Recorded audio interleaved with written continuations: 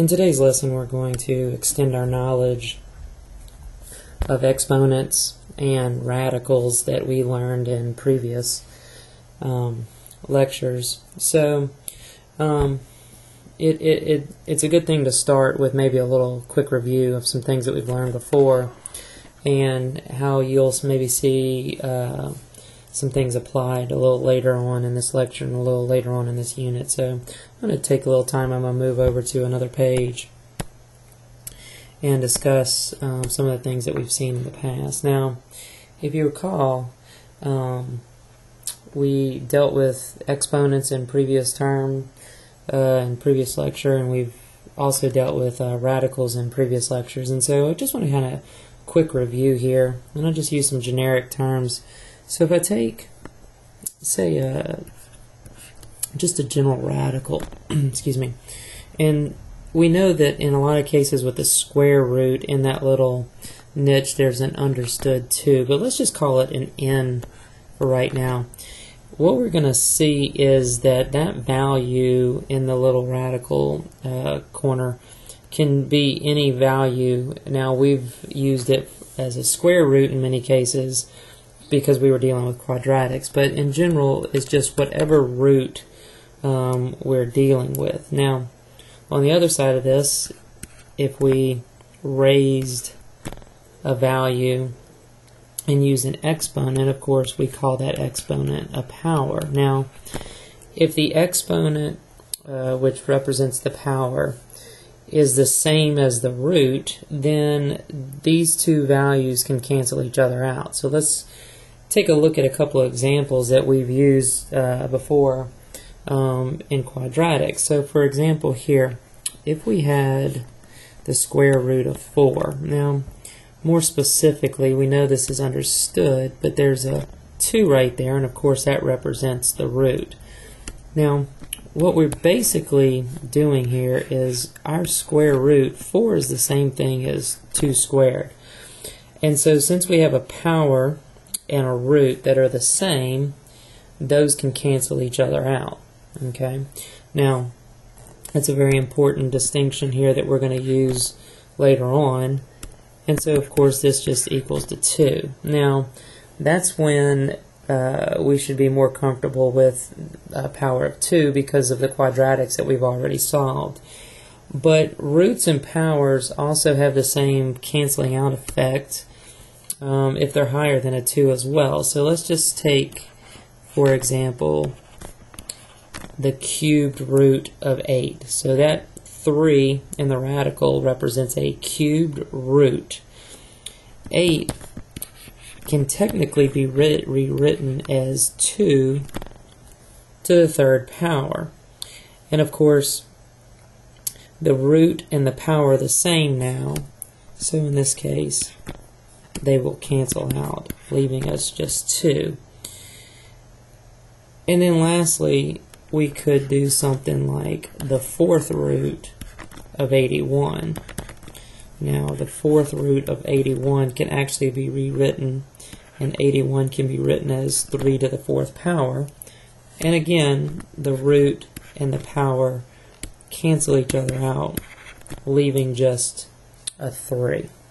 Now these are important principles going forward here, and we will be using this idea to solve later polynomial expressions.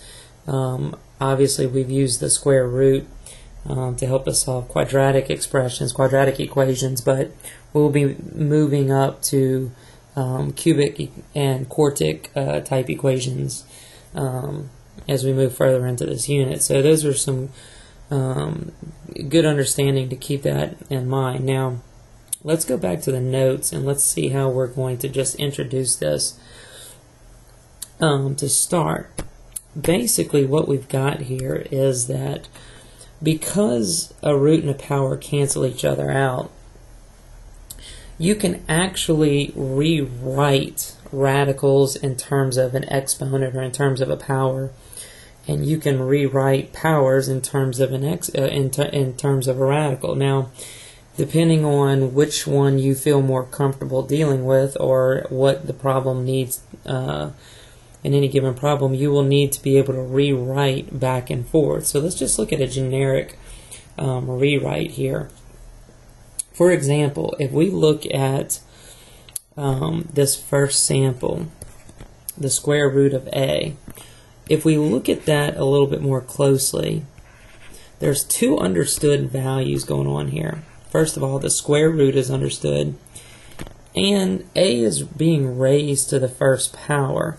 So that's understood as well.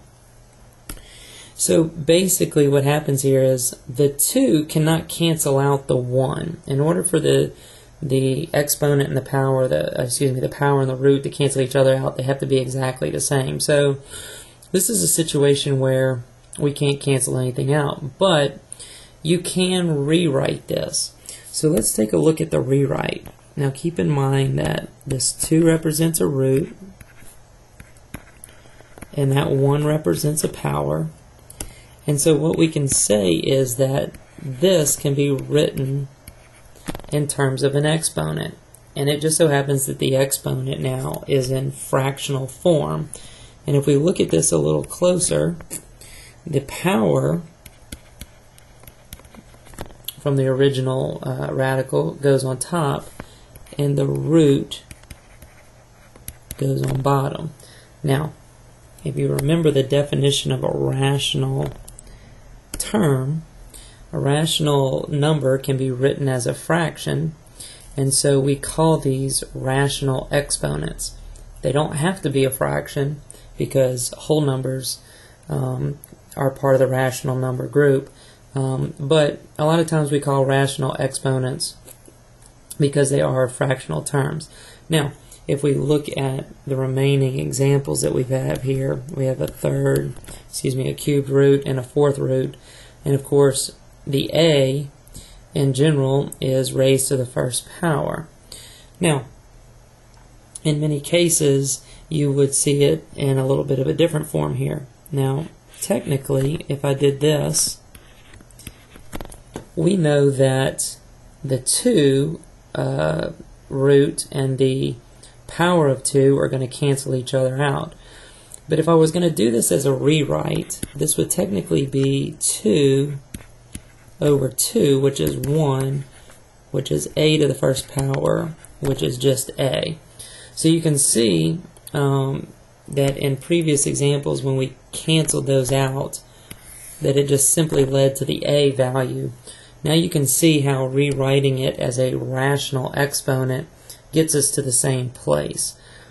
So rewriting these radicals and rational exponents is going to become a very important skill as we move further into this unit, because there's going to be some very complex problems, and in most cases we're going to need to be able to rewrite it in one way or the other. So let's go down and take a look at a couple examples here. And of course, rational exponents have all the same properties that regular exponents have, and of course we just need to get in the habit of writing them in different ways. So if we look at example number 1, we want to simplify. So all of these problems, we're not dealing with equations yet, we're just looking to simplify these as best we can. Well, if you look at part A, 9 to the 3 halves, remember, and if it probably looks a little better like this, 3 over 2, and if you go back up and if you recall, the top part represents the power, the bottom part of the fraction represents the root. So right here, this is the power, and of course that is the root. And so on the rewrite of this, I could rewrite it as the square root of 9, and I could do this in one of two ways. I could either put the 3 as a power on the outside, or if I wanted to, I could actually put the 3 as a power on the inside. either way it's going to come out to be the same answer. So if we just take a look at this and we want to use our calculators, we can also use our calculators to find these answers. But before you just start punching everything into your calculator, I want you to make sure that you're getting used to rewriting this in different formats, because pretty soon we're going to add variables here and the calculator won't be any use to you. So let's just take a look at 9 to the third.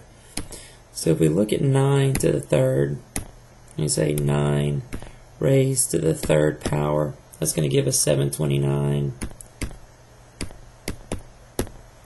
And the square root of 729 is 27, which is exactly what we got in the other way also. So you can either do it, either one of these two methods will work fine. Also, if you start to recognize, if you just want to not deal with radicals at all and you want to keep it all in exponents, anything raised to the 1/2 power is the same thing as taking the square root of it. So 9 to the 1/2 power is 3, and so then 3 to the third is 27. Now, one of the nice things about your calculator is this.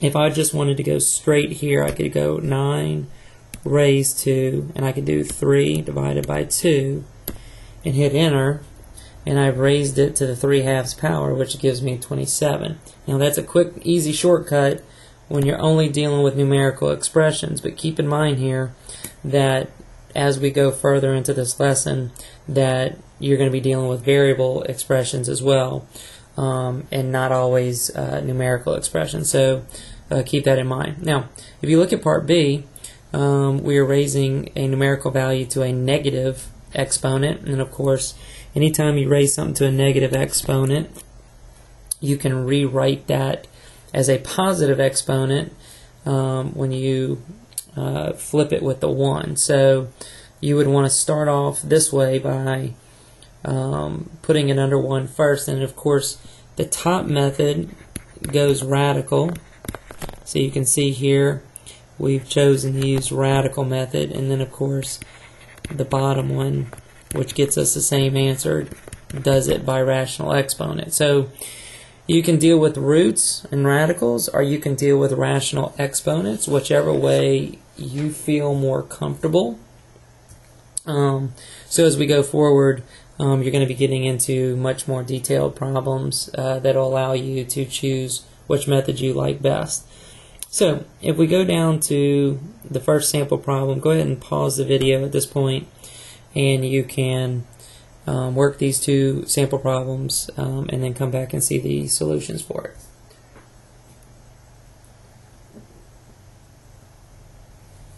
it. Okay.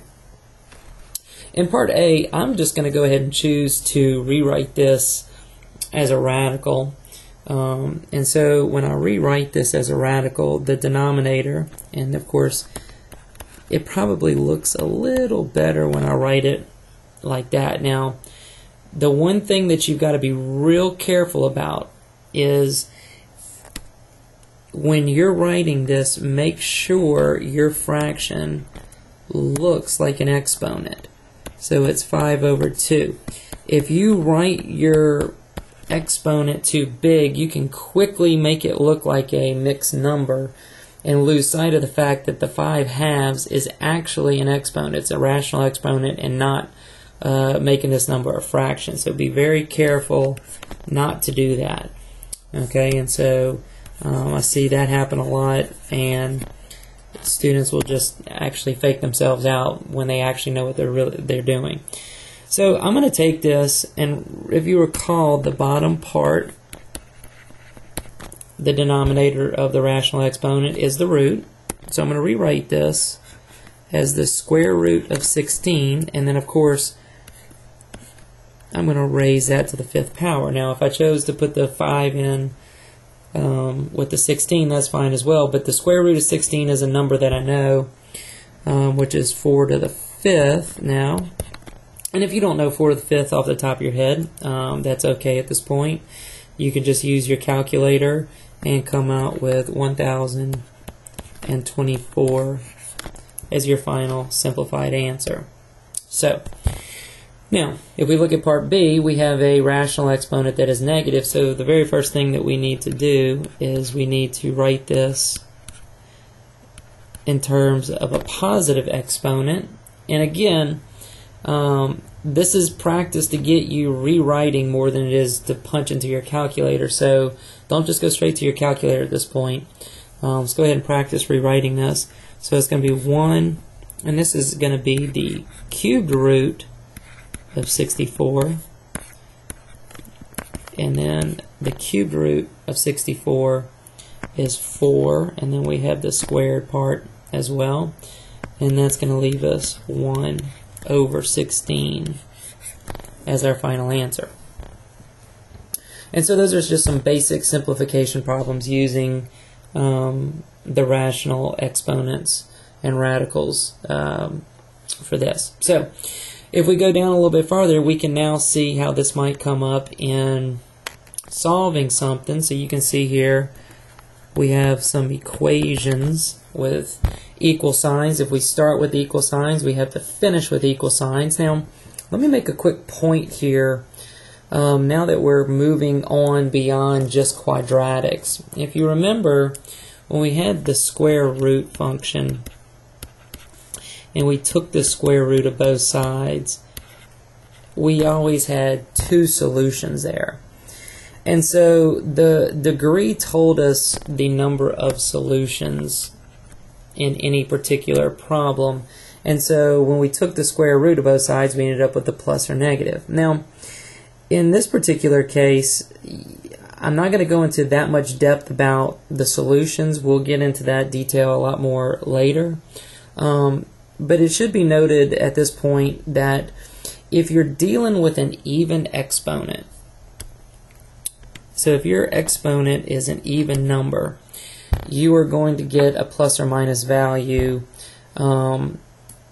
whereas if you're dealing with an odd number, you're not going to get a plus or minus value. Now, it should be obvious here that in part A, 2x to the 4th equals 162. If we're looking at the degree, there should be 4 solutions.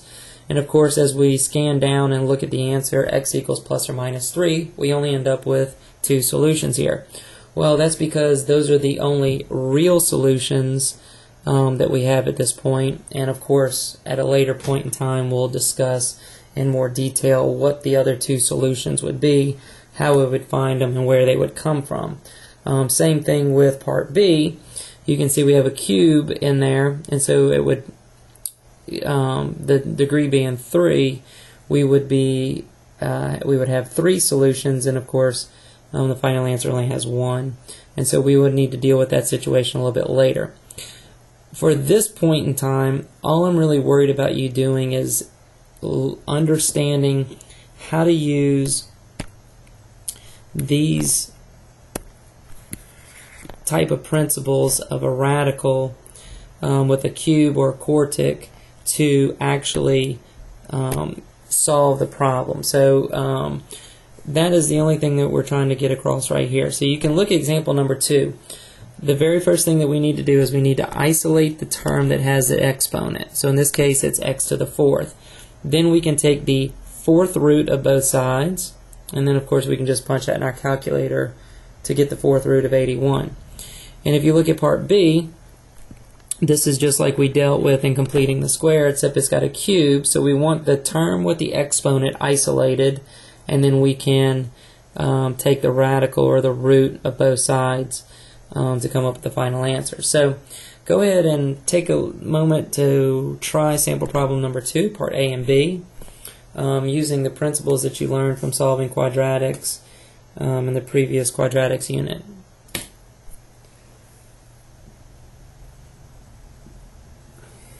Okay, so the first thing we want to do is we want to isolate the term with the exponent. So we're going to divide everything by 6. So that's going to give us x to the 4th equals 625. Now, we're not taking the square root of both sides because we're not dealing with a square. What we're actually going to do is we're going to take the 4th root of both sides, and of course the 4th root and the power of 4 cancel each other out, leaving x. Now, since it is an even exponent, I'm going to be doing plus or minus. That's going to give me my two real solutions.